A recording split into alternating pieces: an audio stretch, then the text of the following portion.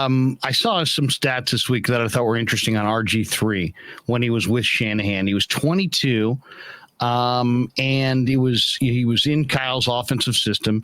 He won 9 games. He threw for 3,200 yards. He had 20 touchdowns passing, 5 picks, 8.1 yards per throw, which was the highest in the league. Ran for 815 yards, 7 rushing touchdowns that year. He went for 6.8 a carry, which was the league high. What do you think is when you see those numbers and you think of Trey Lance and his skill set, and he's not the exact same athlete as RG3. RG3 was probably not as physical, not as durable, but maybe a little quicker. What kind of numbers do you think? Do you think those are similar numbers to what you expect we may see out of Lance this year? Do you think that Lance will have those kinds of rushing totals, 800 plus rushing touchdowns, 7 rushing touchdowns, 6.8 a carry? I don't think he'll be able to hit those rushing totals just because when you mentioned RG3, he was a world-class sprinter. He was a Big 12 hurdler champion, I believe, if I'm remembering that correctly. Like, he had some legit dynamite long speed. And that's why he had those high averages. Like, he would break runs. So I think Trey Lance would be more of the 7, 8, 9, whereas RG3 was more of the 15 plus. But if you remember that offense, a lot of it is what the 49ers can do and were doing with Trey Lance early on. It was, riding out the play fakes, sucking up the second level of the defense and throwing, just replacing the linebackers where they were. And he would throw bombs too. Like, he would throw the deep post and they would hit on it quite a bit. And I think we will see a lot more of that because the defenses are just naturally going to respect the 49ers running game because it's Kyle Shanahan. And that's everything is built off the running game. So if they can get safeties to suck up, I think they are going to be able to hit a lot of those home runs. So I think we'll see those high averages, but probably not the high volume as far as the yardage goes when it comes to Trey Lance. What about you? I guess my question to you is, what part of Trey Lance's game will be the most similar to RG3? Well, I think he's going to take care of the football. I really do. I know people, are concerned about, turnovers and that kind of thing. And we saw it with Jimmy and some people think it's Kyle's offense that leads to the turnovers, the number of pass attempts. To me, I think you either are a guy that takes care of the football or you don't. I think Trey will take care of the football. I think, when you throw as few interceptions as he's threw, at North Dakota State, that's not fortune or the level that he played at. That's he's taking, he has an account of the players on the field. He knows where he wants to go with the football. And also maybe you're putting some smoke on it, right? Because then your errant passes aren't necessarily going to be easy to intercept. So I think he's going to get better care of the football than people think for a young quarterback. That'd be my guess. So he threw, and a lot of people brought up this, in college, he didn't throw any interceptions. When I watched him, I thought he could have been more aggressive. I thought that he could have pulled the trigger and maybe fit some balls into some tighter windows. So I agree that he will take care of the ball, but I'm not sure if that's necessarily a good thing. Like, I want him to be, I don't know if trigger happy is the right word, but I'm okay with more variance and being just more aggressive in general. So do you agree with that, I guess, when I say he could have taken more chances? Well, here's the thing on the FCS film. I watched as many games as I could for sure of Lance, and I sat there for hours, but I didn't because he played at North Dakota State.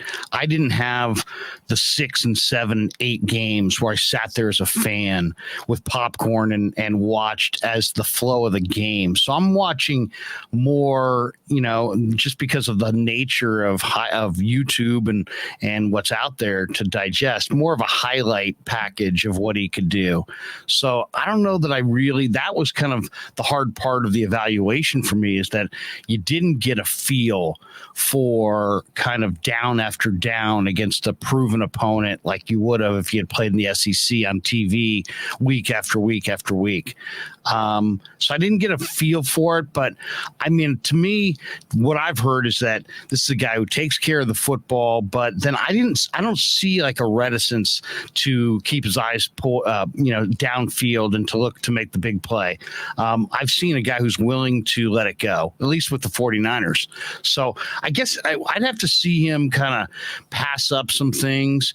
I thought he held the ball way too long in the first half against the Texans, and that was a concern. I really was concerned. Second half of the game, he really got it out of his hand, and I think they will try to devise ways to design plays that are intended to get it out of his hand to maybe establish that rhythm. But that's the other thing too, Kyle. It's kind of like when I always remember the scenario. So like this kid hasn't played a lot of football. And so my scrutiny of his play is a whole lot less than it would be if he had. You know what I mean? And so I was giving him kind of a wide berth, almost kind of like maybe James Wiseman that first year with the Golden State Warriors. If there's a comp, just you're a raw, incredible talent. I've made the evaluation that you're the right guy with the right talent. Now I'm just going to point you to the field, and I'm not going to be overly critical to begin with, because we've got plenty of time to kind of hone in and kind of sharpen you up. Does that make sense? Is that a decent comp? Well, for a while here, he reminds me of, and I know this isn't a Warrior show, he reminds me of Kuminga just because the ceiling is so obvious. This guy's going to be able to do whatever he wants. But at the same time, right now, if we're only focusing on what we're seeing right now, it's clear that he just doesn't know what he's doing yet. And you mentioned the Titans or even the Cardinals. There were times where he would drop back, and you could tell he just doesn't know the offense yet. And that's to be expected with a rookie. You mentioned take it away from college, and he was running over linebackers, running through safeties. That's never going to happen in the NFL. What are we doing here, man? Yeah. It looks great on a highlight reel, but you can't take anything from those plays. What you could take away, though, is 1, 2, 3. His back foot hits. He launches down the sideline, and you're like, whoa, that was on target. That would hit the receiver in stride. Those are the plays that I feel like will transfer and have transferred to the NFL already. And he has the athleticism to be able to run away from guys a little bit, but I think his biggest asset right now is just playing and winning within the pocket. So knowing that he has that going for him will make him just a viable candidate right away. Yeah, I mean, what I saw that I loved was advanced ball handling on the play action from under center. Which is very important, by the way. Yeah, I mean, very, very important. How you sell the play means so much. And to see it from such a young player, that just means that he's buying into the nuances. He's watching himself. He's aware that other teams are watching him. He's got to sell that fake. You don't just sell it on the handoff. You sell it with your shoulders, with your helmet, you've got to really sell it like you're handing it off. He's worked on it. I wouldn't be shocked. I bet you if you talk to him, you could get him to admit that he's worked on it in front of a mirror, because he's that good at it. Yeah. For a young guy, it really is incredible. So to me, it just kind of shows me of the bigger picture, which is it kind of it reaffirms what I've heard from the people that have gone in there, which is that football's vitally important to him.